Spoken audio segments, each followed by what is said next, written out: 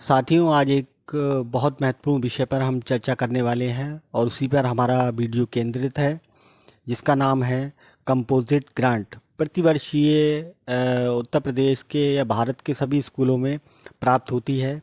इस वर्ष भी इसके आदेश जारी हो गए हैं। 23-24 की कंपोजिट ग्रांट जारी होने का आदेश हमें प्राप्त हो चुका है। जो हमारे खातों में जो एसएमसी के नए खाते खुले हैं उनमें एक आध दिन में पहुंच जाएगा और इसका खर्च हमें बहुत सावधानी से करना है। इसके खर्च के लिए हमें महानिदेशक का पत्र प्राप्त हो चुका है। खर्च इसलिए भी बड़ी संभाल के करना है और क्या क्या सावधानियां बरतनी हैं, क्योंकि इसके कुछ फ़ोटोग्राफ्स भी हमारे जो हैं प्रेरणा पोर्टल पर अपलोड होंगे। इसीलिए इस वीडियो को आपको बहुत ध्यान से देखना है और बिना स्किप किए हुए इसको देखना है और महत्वपूर्ण बिंदुओं पर हम इस पे चर्चा करेंगे। तो हमारे सभी शिक्षक बंधुओं, हमारे सभी साथियों जो हमारा चैनल देखते हैं, उनको हमारे यूट्यूब चैनल टीचर टॉपिक 57 की तरफ से नमस्कार और स्वागत है आप सभी का। आइए चलते हैं अपने विषय की ओर। शाला अनुदान, जिसे कंपोजिट ग्रांट कहते हैं, ये सभी ज़िलों के लिए मिलती है और जो नियम हैं वो सभी ज़िलों के लिए लागू होंगे समान रूप से, और शिक्षकों के लिए ये बहुत उपयोगी है। इस प्रकार हमारे शिक्षक साथी इसको ज़रूर देखें और उन पर गौर करें, चूँकि इसी के अनुसार ही उनको इस राशि का व्यय करना है। 1 दिसंबर 2023 के दिशा निर्देशों के अनुसार कंपोजिट ग्रांट का उपयोग 6 जुलाई 2012 की कार्रवाई के अनुसार होगा। ये ध्यान रखना है आपको। और इसमें सबसे पहले जो हमें कार्य करना है वो अपने स्कूल की मुख्य दीवार जो बाहर से दिखे, बाहर से प्रथम दृष्टता यानी प्रथम बार ही दिखे, ऐसी दीवार पर हमें 45-60 के अनुपात में निपुण भारत से संबंधित पेंटिंग बनवानी है। और दूसरा कार्य, हमें अपनी मुख्य दीवार, वो स्कूल के अंदर भी हो सकती है, उस पर हमें जो कंपोजिट ग्रांट की राशियां हमें मिलती हैं, किस वर्ष कितनी राशि प्राप्त हुई और किस प्रकार हमने व्यय किया, उसका ब्यौरा भी हमें दीवार पर लिखवाना है। यदि ये पहले से लिखा हुआ है, पहले से पेंटिंग की हुई है, तो पुनः हमें इसे कराने की आवश्यकता नहीं है। जैसे हमने इस चित्र में दिखाया गया है कि बाहर से दीवारों पर पेंटिंग दर्शाई गई है जो बहुत सुंदर लग रही है, और ऐसी ही सुंदर व्यवस्था आपको करनी है अपने विद्यालयों में। और यदि पहले से है तो ये बहुत अच्छा है। और इसी प्रकार जो हमें कंपोजिट ग्रांट की राशि प्राप्त होती है उसका व्यय हमें करते हैं, उसका ब्यौरा भी हमें दीवार पर वर्षवार लिखवाना है।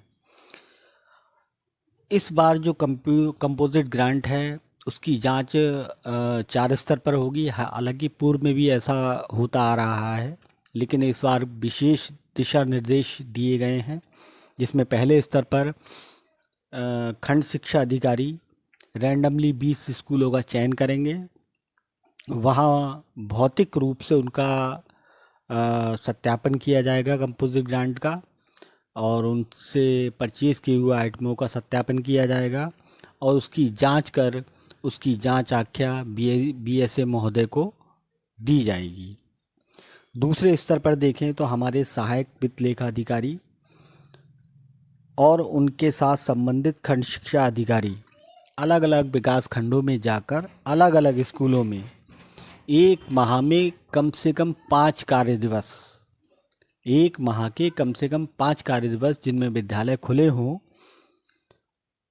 उन विद्यालयों की जांच करेंगे। यानी उनका भी फिजिकल वैल्यूएशन और देख रेख होगी, और उसकी जांच की आख्या भी ये संयुक्त रूप से बीएसए महोदय को देंगे।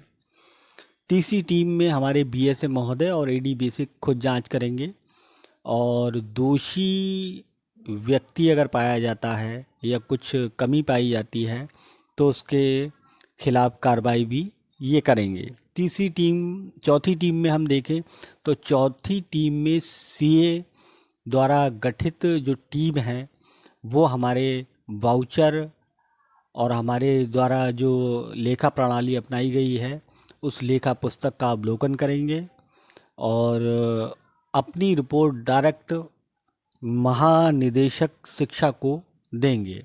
इस प्रकार 4 स्तरों पर हमारी जो जांच होगी कंपोजिट ग्रांट की। जिला स्तर पर भी एक टीम गठित की गई है जिसके अध्यक्ष डीएम महोदय होंगे और उनकी देखरेख में डाइट प्रचार भी होंगे। उसके सदस्य के रूप में बीएसए भी उसके सदस्य के रूप में होंगे, एडी बेसिक भी होंगे। तो इस प्रकार जिला स्तर पर भी एक टीम कंपोजिट ग्रांट की जांच के लिए बनाई जाएगी।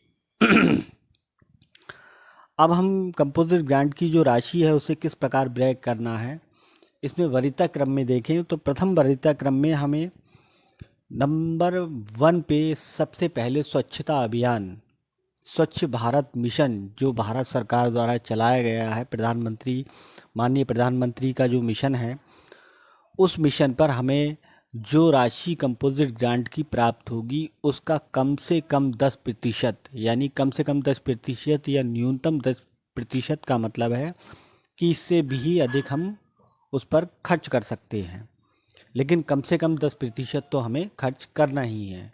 यानी 25,000 का 10% माने तो 2,500 कम से कम हमें खर्च करना है। और ये खर्च हमें विद्यालय भवन पे भी कर सकते हैं, विद्यालय परिसर पे, छात्रों की साफ सफाई पे, इन चीज़ों पर हमें इसको खर्च कर सकते हैं। बाकी साबुन, चूना, phenyl, nail cutter, hand wash, sanitiser आदि चीज़ों का भी हम क्रय करते हैं जो साफ़ सफाई के लिए जिनकी आवश्यकता पड़ती है। और हमें ये आइटम इस प्रकार से क्रय करने हैं कि ये हमारे स्टॉक में रहें और पूरे वर्ष चल सकें। ये हमारी प्रथम वरीयता का प्रथम बिंदु है जिसमें हम साफ़ सफाई में, स्वच्छता में, ये डस्टबिन आपको दिखाई दे रही हैं, इस तरह के आइटम हम खरीद सकते हैं। दूसरे स्तर पर हम देखें तो शौचालय और मूत्रालय में जो छोटी मोटी मरम्मत है ये भी प्रथम वरीयता के क्रम में आएगा, इसको हम करा लें। यदि इनमें से कोई अक्रियाशील है तो उसको क्रियाशील करा लें। ये शौचालय का चित्र जो आप देख रहे हैं कितना सुंदर शौचालय है, इस तरीके की व्यवस्था आप करें अपने विद्यालय में जो देखने में उत्तम लगे। तीसरे पॉइंट पर हम चर्चा करें तो प्रत्येक यूपी के सभी स्कूलों में जो बेसिक के हैं उनमें टैबलेट प्राप्त हुए हैं। किसी को 1 प्राप्त हुआ है, किसी को 2 प्राप्त हुए हैं। अधिकतम स्थानों पर प्रत्येक स्कूल को 2 टैबलेट प्राप्त हुए हैं और उसी के लिए सिम कार्ड और इंटरनेट की व्यवस्था के लिए 1,500 रुपये प्रति टैबलेट, यदि 1 टैबलेट है तो 1,500 रुपये और 2 टैबलेट हैं तो 3,000 रुपये तक की सीमा निर्धारित की गई है, उस पर हम खर्च कर सकते हैं। ये नवंबर 2023 से मार्च 2024 यानी कुल 5 महीनों के लिए है। यहाँ ये 3,023 जो है वो गलती से हो गया है, इसको आप 2023 पढ़ें। तो ये 5 महीने के खर्च के लिए हमको 1 टैबलेट के लिए 1,500 रुपये प्राप्त हुए हैं और 2 टैबलेटों के लिए 3,000 रुपये। ये टैबलेट को जो इस्तेमाल हम करेंगे इंटरनेट वगैरह के लिए, उसके रिचार्ज के लिए और सिम खरीदने के लिए हमें 1,500 रुपये प्रति टैबलेट प्राप्त हुआ है। अगले बिंदु पर देखें तो प्रत्येक कक्षा के लिए हमारे पास वाइट बोर्ड और ग्रीन बोर्ड की व्यवस्था हमको करनी है। अगर पहले से हैं तो हमको पुनः नहीं खरीदना है। ध्यान रहे वाइट बोर्ड हो या ग्रीन बोर्ड हो, ब्लैक बोर्ड ना हो। ये आपको चित्र दिखाई रहे हैं वाइट बोर्ड और ग्रीन बोर्ड का, इस टाइप के आप ले सकते हैं या दीवारों पे बनवा सकते हैं सीमेंट का नहीं तो आप ये वुड का भी ले सकते हैं। और 5वें नंबर पे हम देखते हैं हैंड पंप और जो मोटर है हमारा समरसेबल है उसके आसपास की जो ज़मीन है वो कच्ची ना हो, वो पक्की फर्श की हो, मजबूत हो, जिससे वहाँ गंदगी या जल भराव की स्थिति ना पैदा हो। तो इस काम को भी हम कंपोजिट ग्रांट की प्रथम वरीयता सूची में कराएंगे, ताकि हमारे जो नल के आसपास है वो साफ़ सफाई रहे, साफ़ सुथरा दिखे और एक उत्तम व्यवस्था हमारे स्कूल में देखने पर लगे। छठे नंबर पर हम देखते हैं तो रसोई घर के पास जो जल आपूर्ति है, यानी अगर यदि हमारी रसोई घर जो है वो हमारा जल संसाधन से दूर है, तो वहाँ तक पानी पहुँचाने के लिए पाइपलाइन या फिर पाइप की व्यवस्था भी हम इस कंपोजिट ग्रांट की राशि से कर सकते हैं। और उसके जल निकासी की यदि व्यवस्था नहीं है तो उसके लिए भी हम पाइप या फिर नाली बनवाने का जो भी खर्चा आएगा उसकी व्यवस्था भी हम इसी कंपोजिट ग्रांट से करेंगे, और वहाँ की साफ़ सफाई की व्यवस्था भी हम इसी कंपोजिट ग्रांट से करेंगे। यहाँ देखें, यहाँ एक जो गौरतलब चीज़ है वो रसोई की जो आसपास की साफ़ सफाई की व्यवस्था हमको देखनी है। ये उस 10% से अतिरिक्त है जो हमने पहले बिंदु में पढ़ा था, उसके अतिरिक्त हम इस पैसे को खर्च कर सकते हैं। यहाँ ये रसोई भोजन परसते हुए दिखाई दे रहे हैं, स्वच्छता का वातावरण दिखाई दे रहा है, इस तरीके का हमें करनी है। अब हमारे ये अनिवार्य कार्य जो प्रथम वरीयता में आते हैं, इसके बाद हम चर्चा करेंगे दूसरी वरीयता के कार्यों पर, जो हमको सेकंड लेवल पर अगर हमारी राशि बचती है तो हमें सेकंड लेवल पर क्या क्या काम कराने हैं वो देखते हैं। उसमें सबसे पहले हम फर्स्ट एड बॉक्स, अगर ये हमारे स्कूल में नहीं है तो हम ले लें, यदि है तो उसमें कुछ कमियां हो गई हैं, जैसे कोई सामान कम हो गया है या दवाइयाँ कम हैं, तो उसको हम ख़रीद लें। तो इसको भी हम कंपोजिट ग्रांट से लेंगे। ये फर्स्ट एड बॉक्स का एक टाइप है, आप देख लें। इस तरीके से इन दवाइयों की सूची लिखी हुई है, कौन सी दवाई किस प्रयोग में लाई जाती है। उसके बाद अग्निशमन यंत्र, जो लगभग सभी स्कूलों में दो दो हैं, उनकी रिफिलिंग का खर्च भी हम इसी कंपोजिट ग्रांट से करेंगे। हमारे स्कूल में रिफिलिंग जो ये यंत्र ये रसोई घर में रखे हुए हैं, आग लगने की व्यवस्था, आग जब लग जाती है तो इन यंत्रों का प्रयोग हम करते हैं। इसमें कार्बन डाइऑक्साइड होती है जो भरी जाती है रिफिलिंग के रूप में, और ये आग बुझाने का काम करती है। तो इसकी रिफिलिंग की व्यवस्था भी हम इसी से करेंगे। उसके बाद हम इसमें जो हमारे स्कूलों में अक्रियाशील विद्युत उपकरण हैं, मतलब जैसे बल्ब है, ट्यूबलाइट है, या और पंखे हैं आदि, जो कुछ भी स्विच वगैरह हमारे जो ख़राब हैं उनको भी सही कराने का कार्य हम इसी मद से ही करेंगे।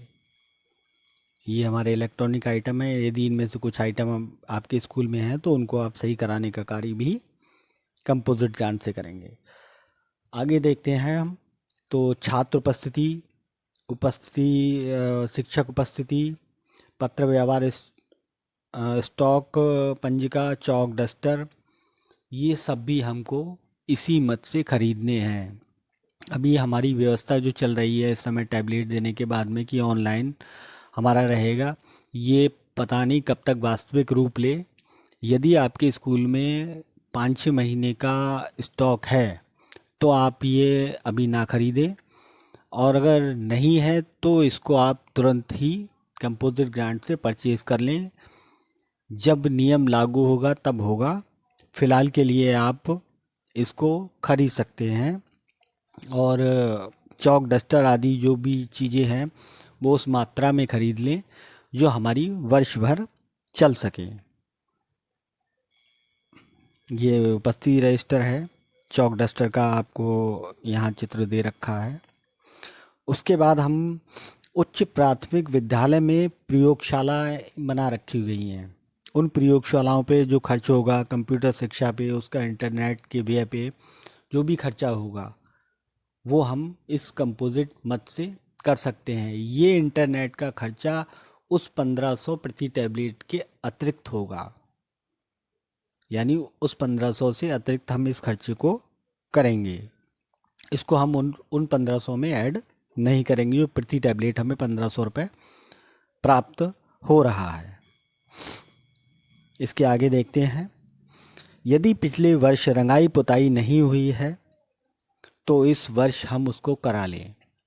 हमारी खिड़की दरवाजे, जो वॉल पेंटिंग है, ये तो जो भी आपको आवश्यकता अनुसार चीज़ें दिखाई दे रही हैं, गेट वगैरह, खिड़कियाँ, ग्रिल वगैरह, उनकी आप पुताई, रंगाई पुताई करा लें। और एक चीज़ का अवश्य रूप से ध्यान रखें कि जो भी हमारे स्कूल हैं वो बाहर से सफ़ेद होने चाहिए, ये अनिवार्य है।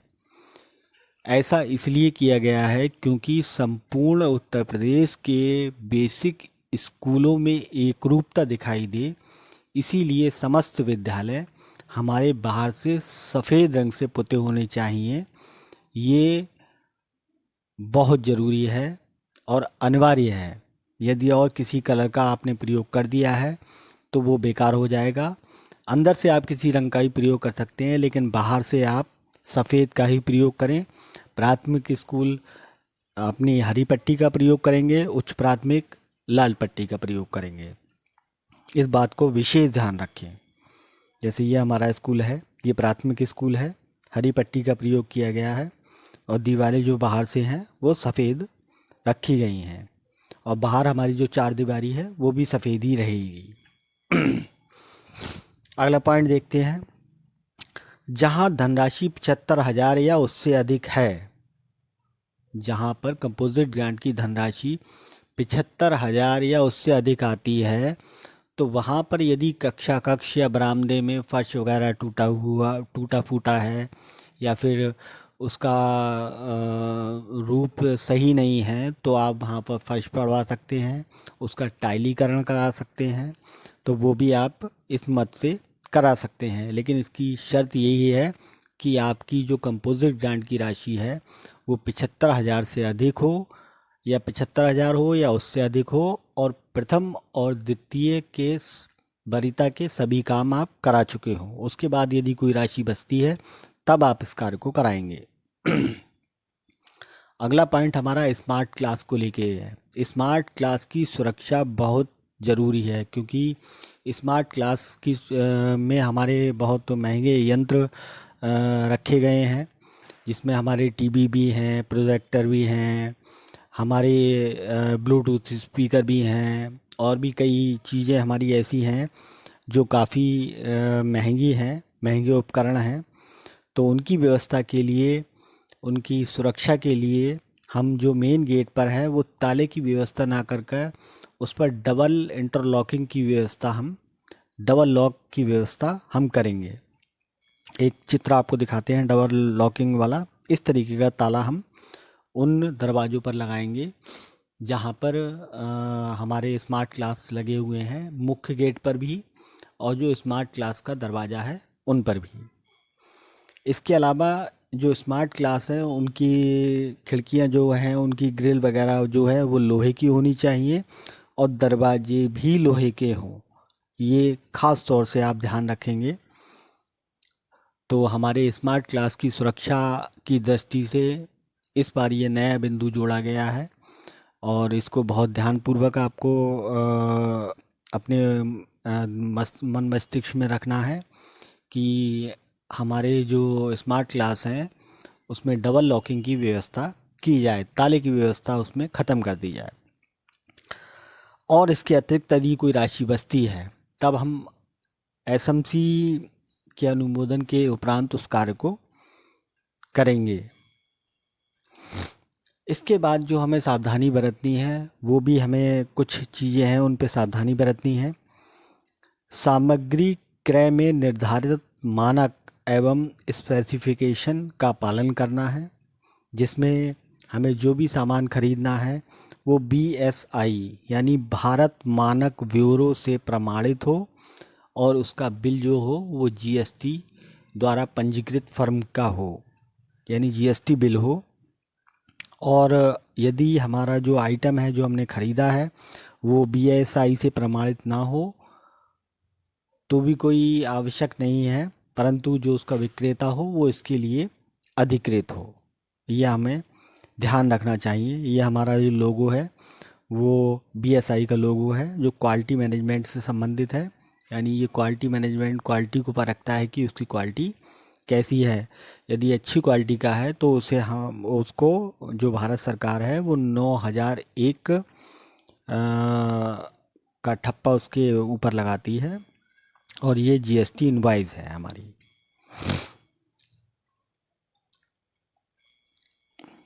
इस प्रकार हम देखते हैं कि कंपोजिट ग्रांट जो है उसका खर्चा बहुत ध्यानपूर्वक और संभल कर करना है। यहाँ एक पॉइंट जो रह गया है उसमें ये ध्यान रखना है कि आपको कोई भी काम में दोहराव नहीं करना है। यदि पिछली साल वो काम कराया है तो उसको इस बार नहीं कराना है, या जो राशि हमने एक काम पे खर्च कर चुके हैं उस कार्य पे दोबारा उस राशि को खर्च नहीं करना है। और एक जो और महत्वपूर्ण पॉइंट है जो लिखने से छूट गया है वो आप ये रखना है कि आपने जो भी कुछ कार्य कराना है, यानी उसका फिजिकल वर्क यदि हमने कुछ कराना है तो हमें उसका फोटोग्राफ लेना होगा। एक तो कार्य कराने से पूर्व और उसके बाद कार्य कराने से पश्चात, और यही फोटोग्राफ प्रेरणा पोर्टल पर अपलोड होगा। इसीलिए मैंने कहा था कि कोई पॉइंट अगर रह जाता है तो आप बिना वीडियो स्किप किए हुए देखिएगा। तो ये पॉइंट एक बहुत ज़रूरी है। तो आप कृपया सभी जो काम कराएं उनके फ़ोटोग्राफ ले लें, और फोटोग्राफ की श्रेणी उसी प्रकार की होनी चाहिए कि कार्य करने से पूर्व और कार्य करने के बाद, और यही प्रेरणा पोर्टल पर आपके अपलोड होंगे। इस प्रकार हमने एक विस्तृत चर्चा कंपोजिट ग्रांट पर की, और आप को शायद ये अच्छा लगा हो, उम्मीद करते हैं, ऐसी आशा करते हैं। और एक नई वीडियो के साथ हम जल्दी ही आपसे पुनः मिलेंगे। और ये वीडियो हमारी स्पोर्ट्स ग्रांट से संबंधित होगी जो हमारी जनवरी के फर्स्ट वीक में स्कूलों में पहुंच जाएगी, जिनमें प्राथमिक स्कूलों के 5,000 रुपये और जूनियर हाई स्कूलों के लिए 10,000 रुपये की ग्रांट मिलेगी, जिससे हम बच्चों के खेलने के लिए सामग्री क्रय करेंगे, जिसमें इंडोर और आउटडोर गेम होंगे हमारी। इस पर हम विस्तृत चर्चा करेंगे।